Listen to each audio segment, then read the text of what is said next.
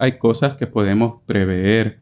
Y a ti, oyente, pues si sospechas que te puedes convertir en cuidador en algún futuro cercano, ya sea por tu edad, sexo, relaciones o lugar en la familia, te motivo a que puedas tener conversaciones desde antes con esta persona que pueda requerir ayuda en un futuro. O si quieres o si crees que eres tú quien puede requerir cuidado, puedes empezar a hablar con quien creas que se hace responsable. Incluso en nuestra mediana edad, nunca es muy temprano para pensar en lo que te gustaría que se hiciera cuando tú fueras adulto mayor o que por algunas circunstancias necesitara que alguien te cuide. Incluso pues por prudencia no debemos aceptar pues que el Estado no aumentará sus beneficios drásticamente en nuestras vidas y que vamos a ser nosotros quienes tengamos que velar de alguna manera por lo que nos puede pasar. De ahí la importancia de tener estas conversaciones con tiempo. Lastimosamente, pues también entiendo que para algunas personas hablar de problemas o hablar de la muerte les puede resultar difícil, algunas porque se pueden sentir vulnerables, otras porque piensan que pueden atraer la mala suerte. Así pueden haber diferentes circunstancias por las que uno no pueda querer hablar de problemas, pero es necesario. Entonces, ¿qué recomendaciones nos puedes dar para lograr hablar con tiempo de posibles problemas en la familia? Bueno, las recomendaciones que yo podría mencionar acerca de esta comunicación que debe existir, pues es precisamente eso.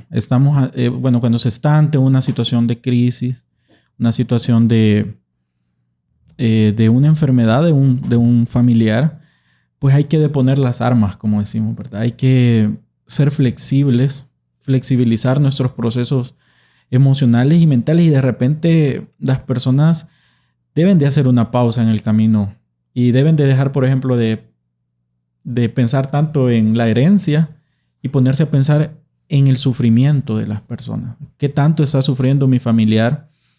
Y los conflictos, las discusiones por X o Y razón deben de ponerse de lado. Eso es lo primero. Yo creo que debe de haber mucha flexibilidad. Segundo, creo que tienen que, en el caso que no logren ponerse de acuerdo, tienen que poner límites y tienen que poner algunas reglas del juego. Es decir, yo puedo cuidar a mi familiar de lunes a viernes, pero sábado y domingo alguien tiene que ocuparse porque yo no puedo. Yo tengo también mi espacio, necesito mi espacio para mi autocuido personal. Entonces luego poner reglas, ¿verdad? O poner, por decirlo así, algún parámetro de cómo nos vamos a distribuir el cuidado. Y por último, yo considero que si las personas no son capaces de cuidar, deben de tomar un tiempo para poder reflexionar acerca de esta situación y para poder buscar ayuda. Obviamente que en nuestro contexto es bien difícil porque aparecen estos espacios donde entonces nadie quiere cuidarlo, ¿verdad? ¿Y quién lo cuida? Y claro, nosotros entendemos eso porque sabemos que es lo normal y que no hay acceso, por ejemplo, voy a contratar a alguien que venga a cuidarlo o le voy a pagar a una enfermera que me ayude o lo voy a dejar en un hogar. O incluso si uno puede pagar, pues en realidad no hay personas capacitadas Exacto. literalmente para el cuidado de este tipo de personas. Sí, exacto. No hay un... y bueno, por lo menos los hogares, la mayoría de hogares que cuidan pacientes, sobre todo pacientes ancianos aquí en el país, hay muchos de esos lugares que la recomendación es que el paciente no tenga ninguna enfermedad, ¿verdad? Ninguna enfermedad, refiriéndome a enfermedades graves, ¿verdad? Que no tenga demencia, por ejemplo, que el paciente... Bueno, si tú, desde esta área, si tú buscas un lugar que acepte pacientes, por ejemplo, ancianitos con un antecedente de esquizofrenia, es muy difícil encontrar un lugar, ¿verdad? Y luego otras enfermedades que requieren mucho cuidado, entonces se vuelve bien complejo, pero yo creo que, bueno, si ya la opción de que hay que buscar una alternativa para el cuidado no está, pues entonces hay que tratar la manera de cuidarnos nosotros. Es decir, tener cierto cuidado personal, emocional, psicológico, para que podamos soportar esa situación. Y eventualmente, no sé si lo vas a platicar en alguna ocasión, pero eventualmente el problema es que la enfermedad termina siendo un problema de duelo. En ese sentido, pues a veces surge, como te digo, el hecho de este conflicto de que ya no queremos decidir, ¿verdad? Porque estoy peleando con mi hermano mucho, e incluso a la persona que cuido, mejor que se hagan las cosas que sean como salgan, Ujú. ¿verdad?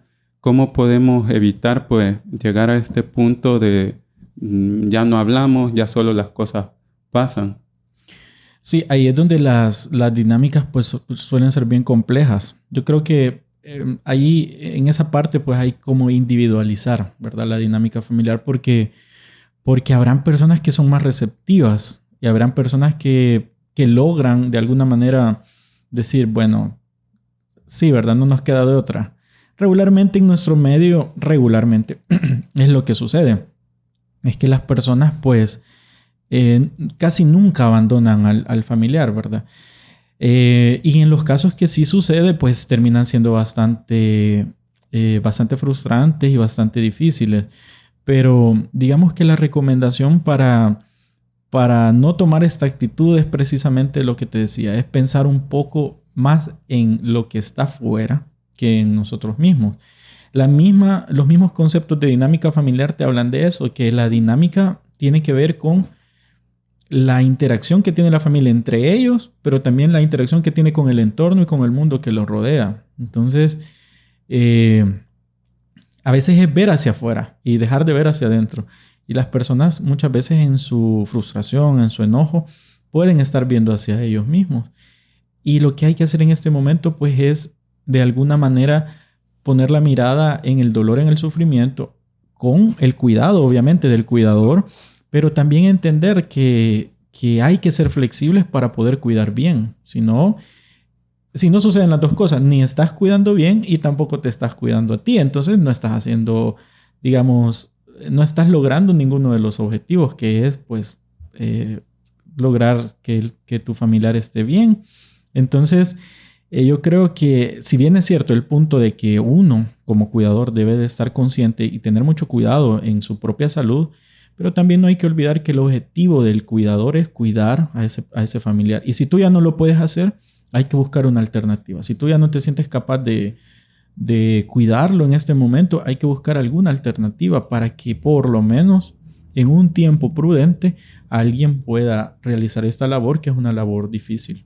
No, y a veces pues basta con tener, como te digo, un refresh, ¿verdad? Quizás no es que yo voy a abandonar a mi padre, a mi madre y que lo cuiden en algún centro, no, quizás pues yo necesito algún tiempo para sanar, ¿verdad? A veces 2 días, un fin de semana o 3 días puede ayudarte a tener nuevos aires.